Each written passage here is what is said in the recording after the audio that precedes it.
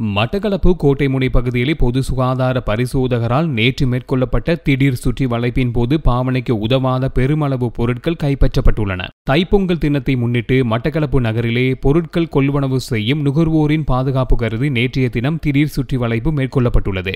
மட்டக்களப்பு பிராந்திய சுகாதார வைத்திய அதிகாரி கே கிரிசுதனின் ஆலோசனையின் கீழ் கோட்டைமுனை பொது சுகாதார பரிசோதகர் வி.சி. சகாதேவன் தலைமையிலான குழுக்கள் சோதனை நடவடிக்கையில் ஈடுபட்டன. இதன்போது மட்டக்களப்பு பொது சந்தை மற்றும் அதனை அண்டிய பகுதியில் உள்ள வர்த்தக நிலையங்கள், உணவகங்கள் மற்றும் வெதுப்பகங்கள் என்பன சோதனைக்கு உட்படுத்தப்பட்டன. இந்த சுற்றி வளைப்பின் போது பெருமளவான காலாவதியான பொருட்கள், சுகாதாரத்துக்கு கேடு விளைவிக்கும் பொருட்கள் மற்றும் முறையான வகையில் சுற்று துண்டுகள் இடாத பொருட்கள் என்பவற்றினை கைப்பற்றியுள்ளதாக பொது சுகாதார பரிசோதகர் வி.சி. சகாதேவன் தெரிவித்துள்ளார். மேலும் இதன் அடிப்படையில் 3 வர்த்தக நிலையங்களுக்கு எதிராக சட்ட நடவடிக்கைகள் எடுக்கப்பட்டுள்ளதுடன் சில வர்த்தக நிலையங்களுக்கு எச்சரிக்கை விடுக்கப்பட்டுள்ளதாகவும் தெரிவித்துள்ளனர். இலங்கை போக்குவரத்து சபை மன்னார் சாலை ஊழியர்கள் மற்றும் வடக்கில் உள்ள 7 சாலைகளின் ஊழியர்கள் இணைந்து பல கோரிக்கைகளை